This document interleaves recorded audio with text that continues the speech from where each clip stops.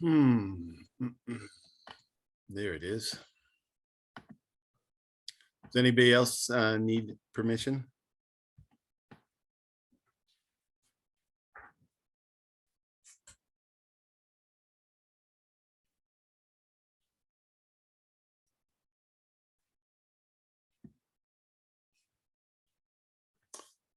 Okay, we'll give it another minute. It'll be 6:05. Well, I'll just start talking. So yeah, I hooked up the circuit. This is what the square wave looks like. And I was just, this isn't part of a lab. This is just me playing around. But this is what the 1 kilohertz. And I was actually impressed just how fast the edges are on this FET. This is the one that's in our kit. So in our analog discovery kit, we have the ZVN3310N N-channel MOSFET. This has much faster edges, excuse me, than the one we use in the lab. So that's what it looks like with a square wave. And then here's with like a sine wave. So you see the sine wave, it just looks at a threshold voltage and then it switches high. Looks at a threshold voltage, it switches low. So I mean, these MOSFETs, they're ideal for like switching power supplies or digital logic circuits. Professor, we can't see your screen. Oh, sorry. Let me go back. Oh, I gotta jump around. Okay.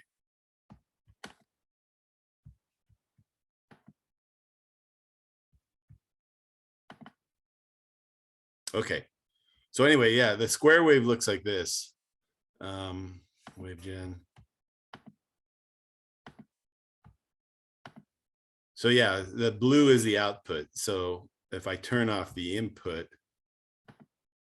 you can see the output. So it's basically doing the inverse, right? When the gate goes high, the drain goes low, and then vice versa.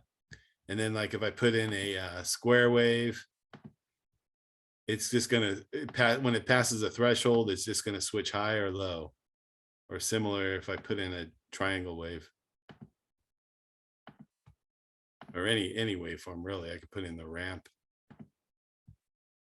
Now, there's one thing I was kind of noodling around with this earlier. And, oh, come on. There's a ramp. And one thing I noticed was, okay, so this is 1 kilohertz. I'll go back to a square wave.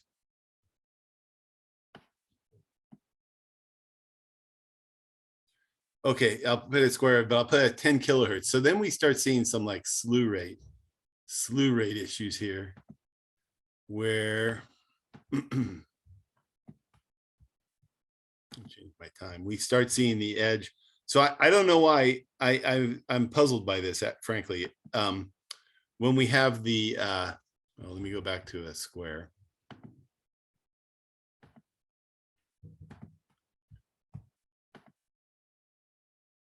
Okay, so this is doing pretty good. This is at 10 kilohertz. But if I go to 100 kilohertz now, we start seeing the slew rate. And I'm not sure, I'm a little bit puzzled why we are seeing this. See, we see this edges start to round. It's got a very fast edge, but it starts to round off there a little bit on the output. And then if we even bring that out, and we can explode, we can see like the noise on the input here a little bit better. So here's the input signal, and there's like some ringing at the front end. You know, and that's basically the wiring and things like that on my printed circuit board or on my breadboard. But this slow rate here, I don't know if that's the wiring in the breadboard or if that's actually the FET. What's puzzling to me is when I have it at 1 kilohertz, it looks like the edges are like like 10 nanoseconds, or you know, they're really fast rise times. And yet when I use a faster frequency, you know, I've got a rise time here that looks like it's in the order of 1.5, 2 microseconds. Well, actually, yeah, to get the full amplitude is like 2 microseconds. So that's a little puzzling to me. But like if I even go up even higher, to like 1 megahertz.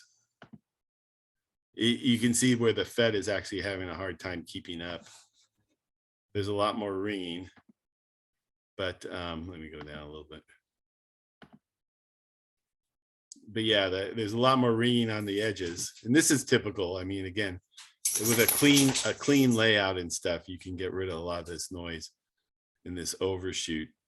But you see here the FET's, it's got a slew rate problem, and it's having a hard time just keeping up with that edge. So that was a little puzzling to me, because again, when I'm down at 1 kilohertz, I'll go to 10. I'll just keep it at 10. When I'm at 10 kilohertz, you see a little bit of edge there. At 1 kilohertz, it looks super fast.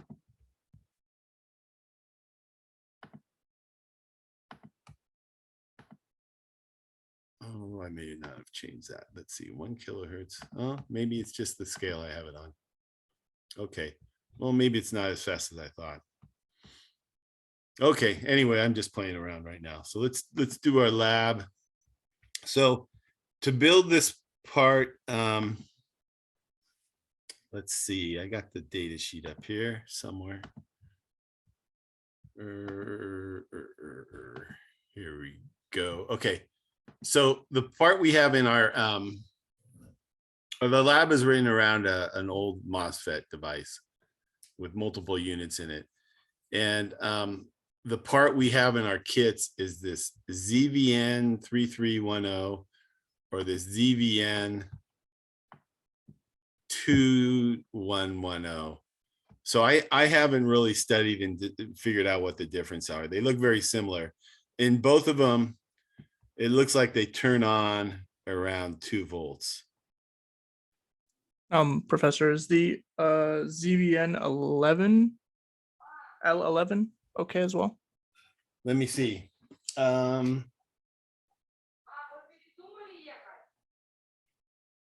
don't have that in my kit. You can look up the data sheet. It probably is okay. I'm not seeing it in my kit.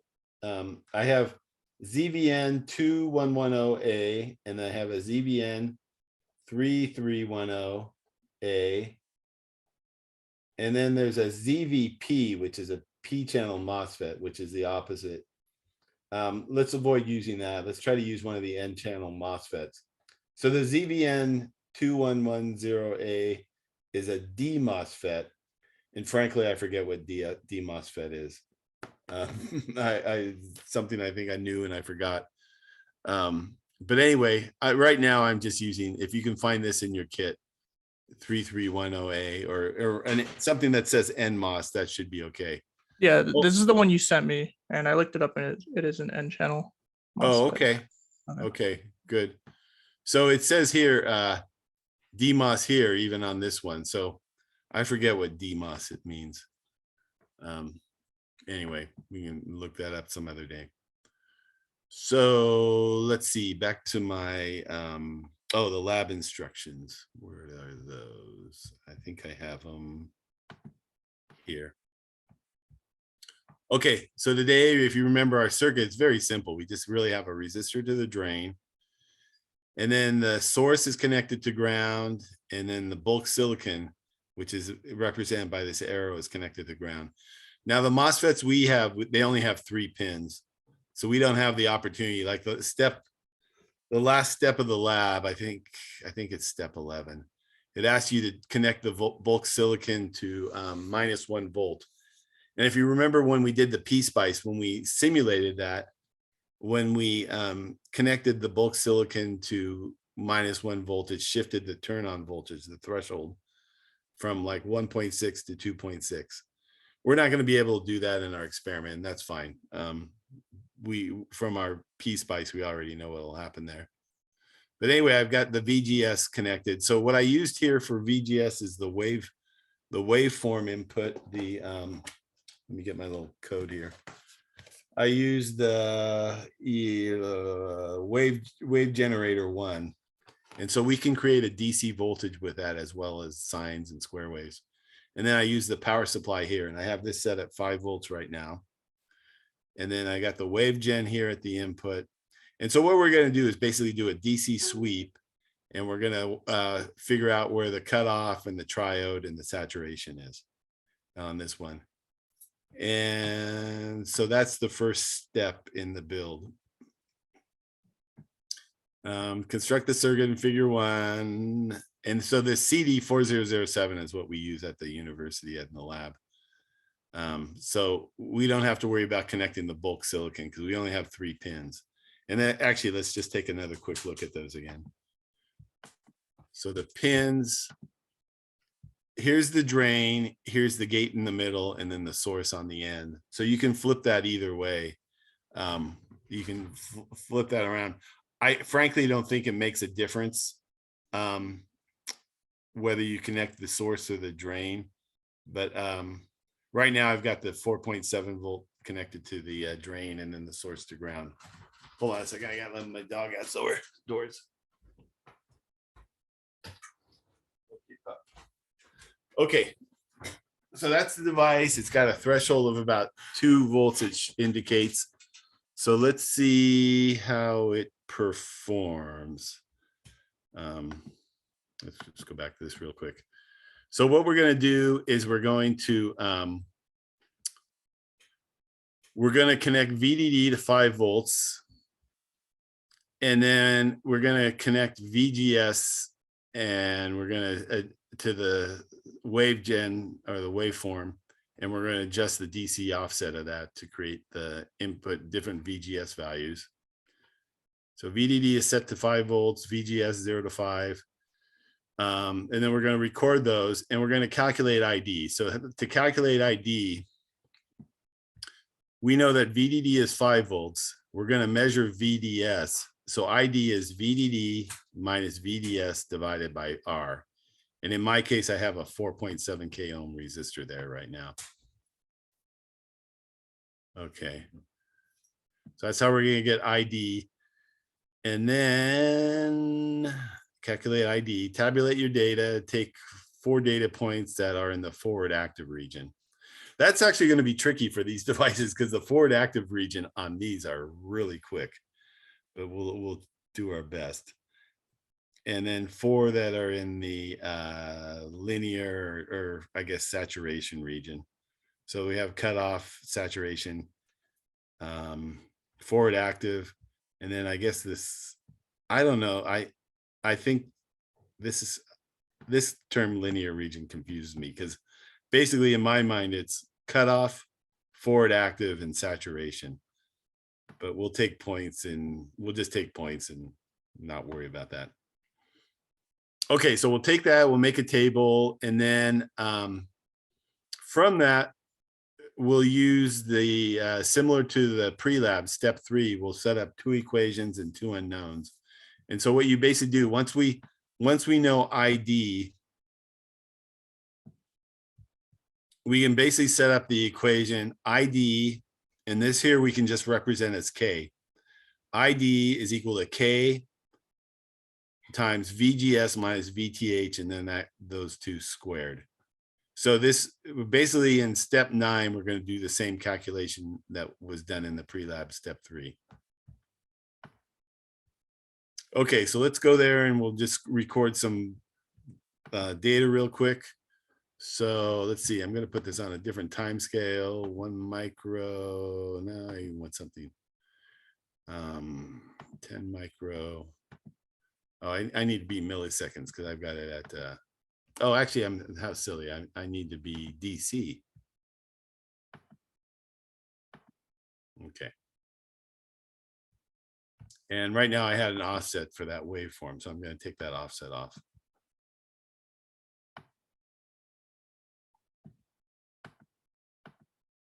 Okay. So right now my VGS is 0 and my VDS is at 5 volts. So I'm going to just write these down. VGS 0, VDS 5 volts. And I got to bring VGS up to 1 volt. So I'll use the offset here.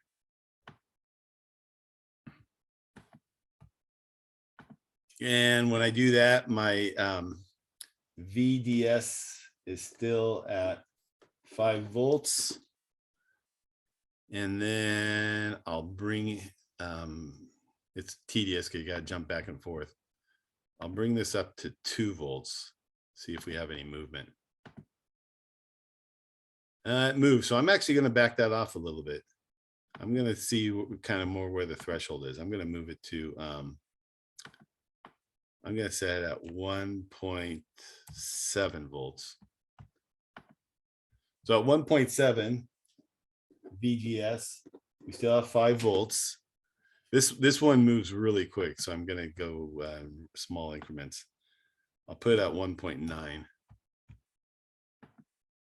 Okay, so at 1.9, if I read the scale here, okay, here's 4, and then this would be 4.567. I'm going to say I have 4.7 volts. Okay, and now I'm going to put it at 2. By the way, those fast transitions, those are actually very desirable for like power electronics where you have these things, switch mode power supplies. You want really fast edges on these things because when there's a transition like that, or even in data applications or communications, if there's a, the faster the transition, the less ambiguity you have as to whether you have a 1 or a 0. Or, you know, in the transition is where you have losses in your switching power converter. Okay, anyway, though, I'm at 4. I'm going to call that 4.1. And then wave gen, I'll set it to 2.2.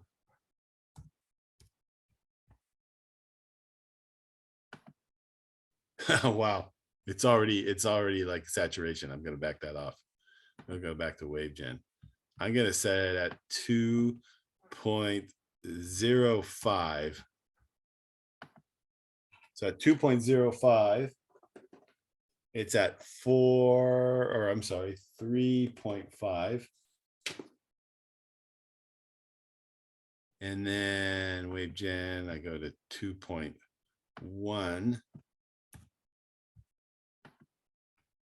2.1. It's at 2. I'll call that 2.4. And then I'll put this at 2.15. Yeah, this thing's got a really, the ones we use in the lab at the university go much slower than this. You know, it's like the transition is like between 2 volts and 3.5 or 3.5 or 4 volts actually. Okay, so anyway, here I'm at 1.9. And then if I go to 2, I'm pretty much at saturation, I think. I'll call that 0.2 volts. For your report, I mean, you're really just creating a table. The screenshots aren't really that interesting. I'm going to go to 2.25 and see if it goes any lower. Yeah, it's okay. 0.1. That was 2.5. And I'll just go 2.5.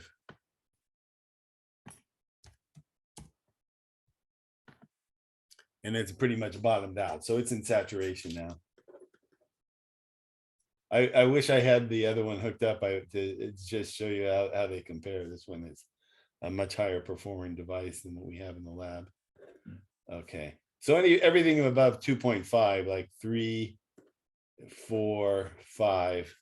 So if I want to do an Excel spreadsheet, let's do this. File new. So I got I'll just call this first one VDD, VDS, VGS, and then I'll have ID. Okay, so this is going to be 5.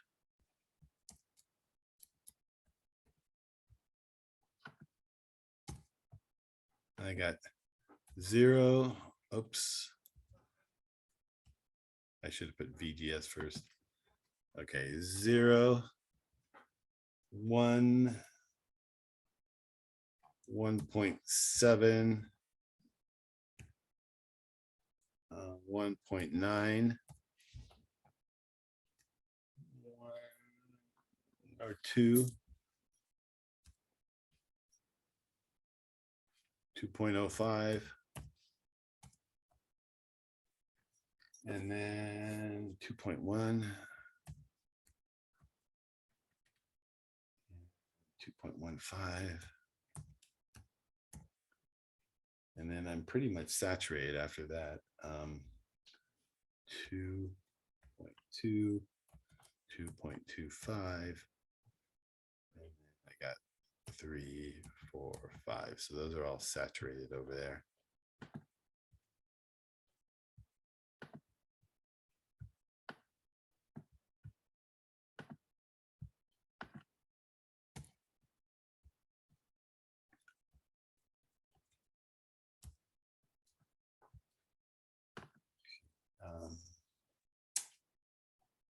Here 1.7, it was still 5. 1.9, it was 4.7. 2, it was 4.1.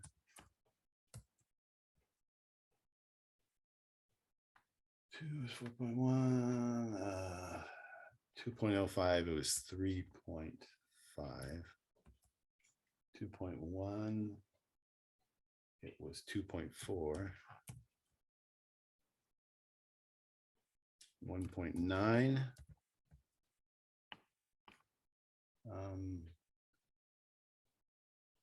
2.2 was 0.2.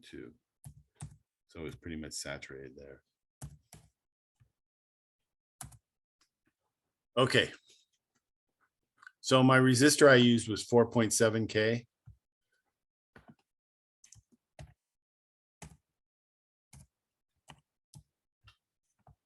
So basically my current is going to be,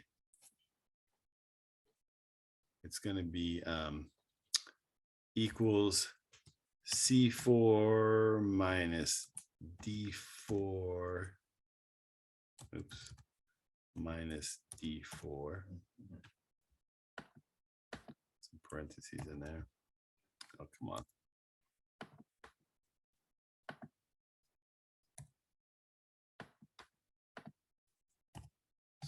/4.700.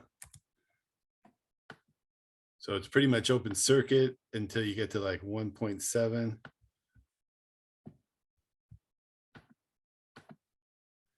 And then these are like milliamps. Okay. So there's not a lot of current going through, but that's really dictated by the resistor. I mean, if we had a smaller resistor like 470, we'd have like 10 milliamps going through here at these points down here. But anyway, the current going through is like, here we have 0.6 milliamps or 660 micro, 550 micro. Okay, so that's your current. So again, now step 9, what they want you to do is repeat the exercise in step 3. And what you're going to do is write 2 equations and 2 unknowns. So it's going to be, I'm not going to do the math on it. I'll let you guys do the math, but it's going to be basically ID is equal to K, and then K represents that COX W divided by L divided by 2. And then you got VGS minus VTH. And then that's squared. Okay, so you're gonna write those equations, and you can basically choose 2 currents in this forward active region. So like for instance, in this case, maybe you choose here where it's at VDS is equal to, or VGS is equal to 2. And then maybe you choose where VDS is equal to 2.15. And then with those 2 equations, then you've got, if you set up the 2 equations, ID, so you know ID and you know the two VGSs, then you have to two equations and two unknowns. You can solve for the VTH and the K. And but you know what we're basically seeing here is that VTH is like right around maybe 1.8 volts. Actually, I don't know if I typed that in. Let me just see what's going on at 1.8.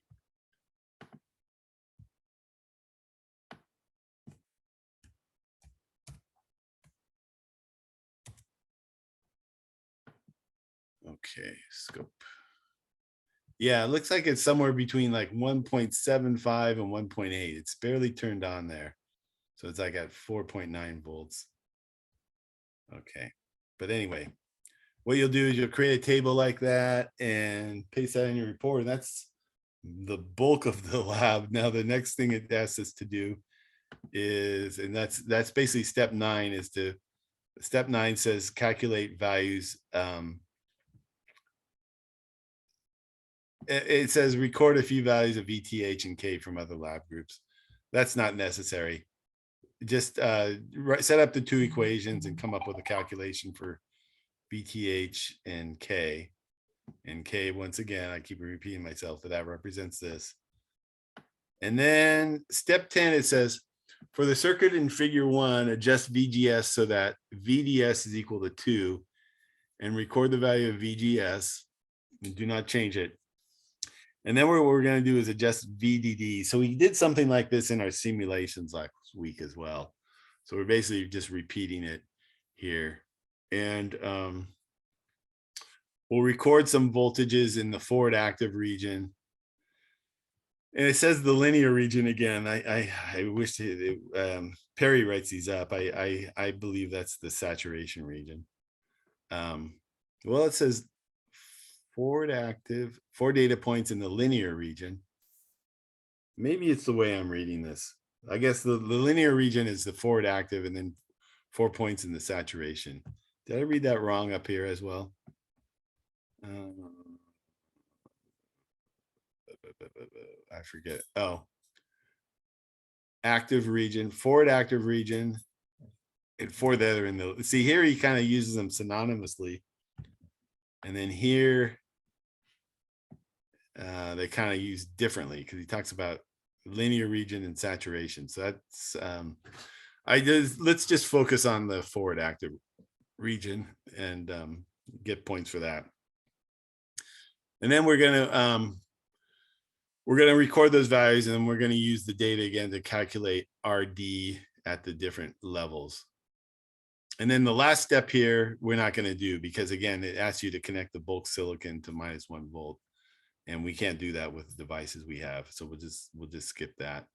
In the questions down here, it says something like, how does the value of VDTH change when comparing the bulk silicon at 0 and -1 volt? And we saw that in our PSpice. So you can answer that based on your PSpice.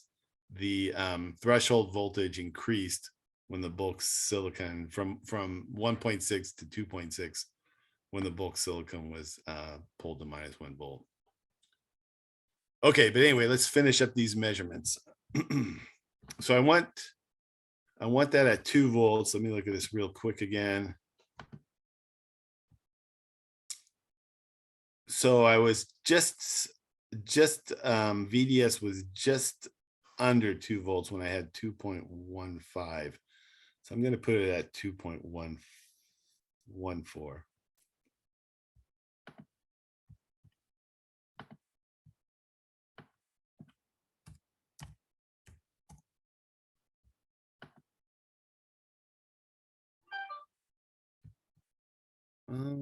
Maybe I'm confused. Let's see.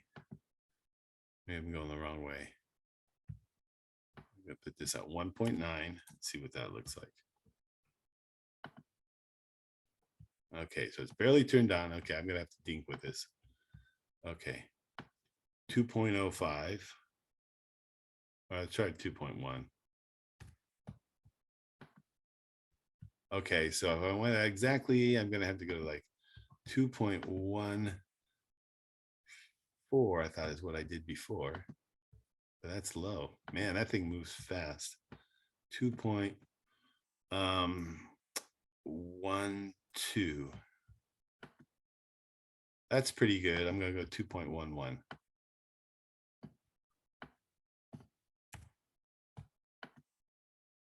Huh. 2.115.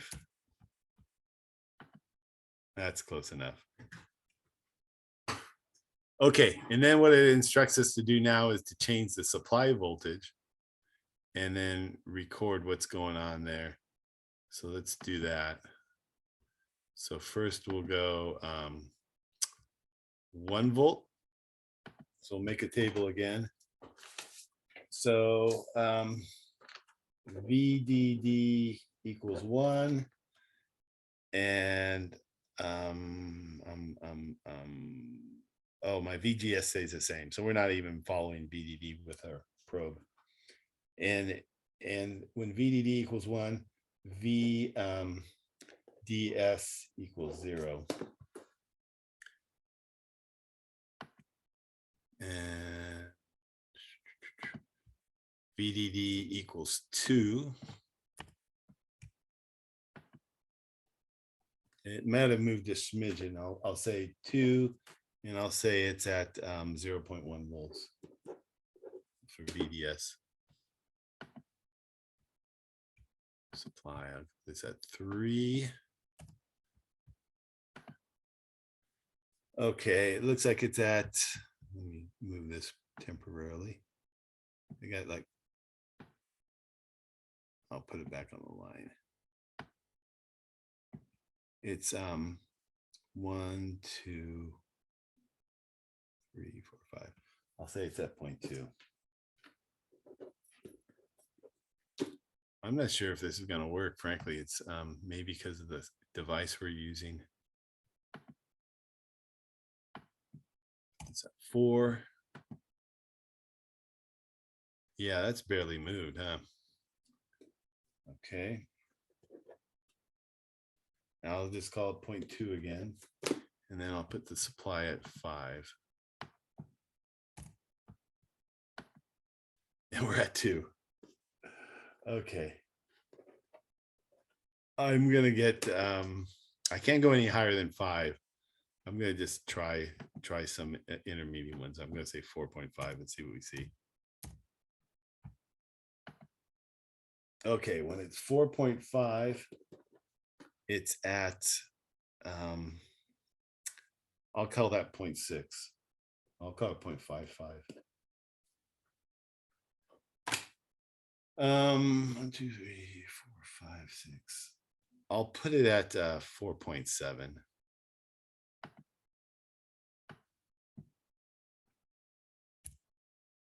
Or 4.75. Okay, and then I'll call that 0.8.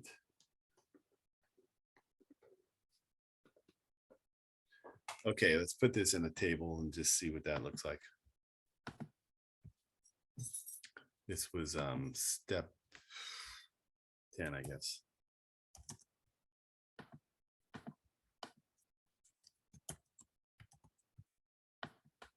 Okay, so I have VGS, and that was set to 2. Let's look at that real quick. It's not even really that important, frankly, but 2.115.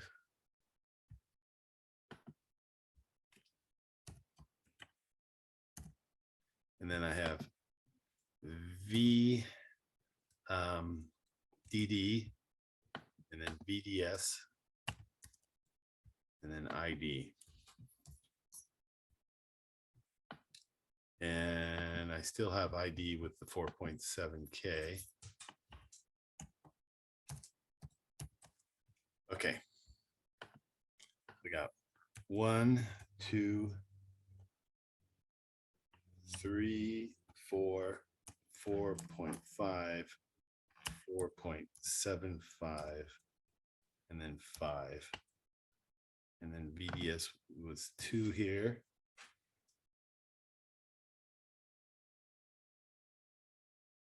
And then it was 0.8.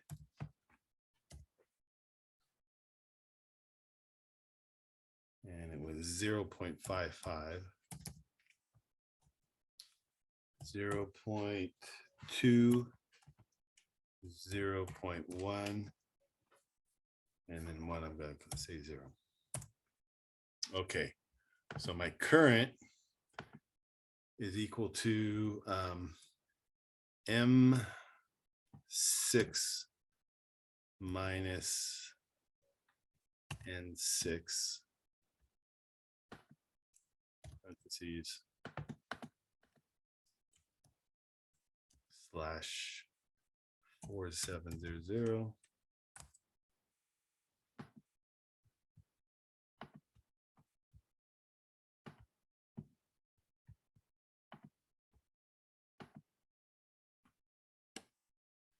Okay, so here I have 0.6 milliamps. This is kind of curious to me. Okay, we have 0.4. It's pretty much still shut off. And then here I have 7 milliamps, 8 milliamps, 6 milliamps. That is a little curious. Okay, so if I want my resistance is going to be VDS divided by ID. So it's going to be N6 slash 06. Oops. Equals N6.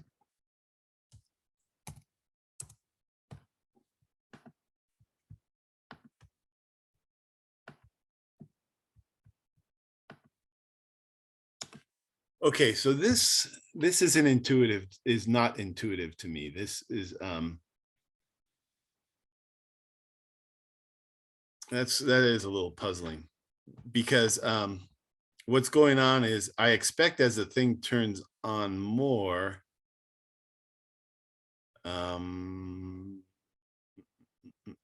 no, actually I think it does make sense, because here the output, the VDS is close to 0, so that means it's turned on quite a bit.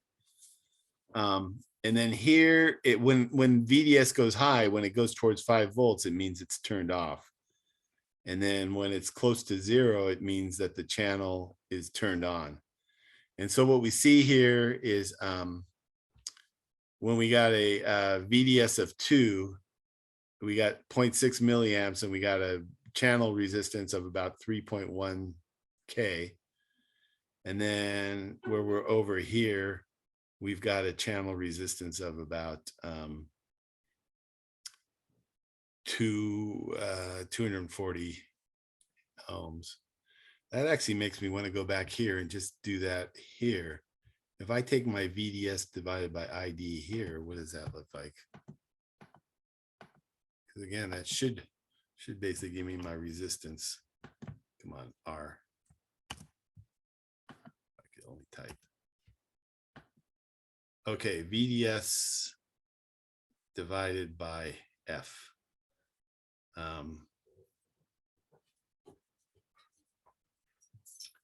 D4 slash F4. So I'm dividing by 0, so it's like infinity. So that makes sense. It's in cutoff, so I'm not too distressed by that. But then it says, okay, here what we see is it's turning on, barely turning on. I've got 7.3, I've got 73K. And then by the time we get over here, it's at 95K or 95 ohms, I'm sorry. So that makes sense to me. The channel, we see the channel resistance going down as we turn the thing on stronger. Okay, but anyway, that's basically it. So in your lab report, really what you're doing is you're producing these 2 tables here. Come on. And just cutting them, pasting those in. You know, you can take screenshots, but they're really not that interesting. They're just like horizontal lines. But that's pretty much, we'll just look at the lab write-up one more time. Step 10, if VDD remains fixed, VGS fixed, the value of, and change the value of RD. Oh, no, this, don't let this confuse you. Because what this is talking about here, this last sentence, is if you needed to use a potentiometer to create the different values of VGS. That's very confusing. So just ignore that. So basically what we're going to go is basically do it like the table I showed you. This RD is, we're not going to change the values of that. But anyway, just do that, tabulate your data, and then skip step 11 and go to the conclusions. Okay, that's pretty much it. Any questions? Chat. Okay.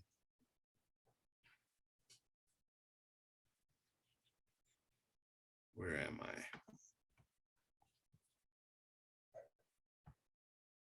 This is it here, right? This is the screen. I'm lost in Zoom right now. Okay, I'm going to stop sharing. Let's see if the screen comes up. Okay. You guys, it's pretty easy. Basically doing a DC sweep. Any questions?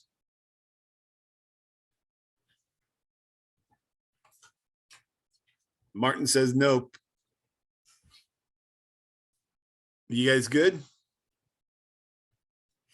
Okay, go off, have fun building the circuit. You might want to do like I did, just dink around, put different signals in, just see how the FET operates.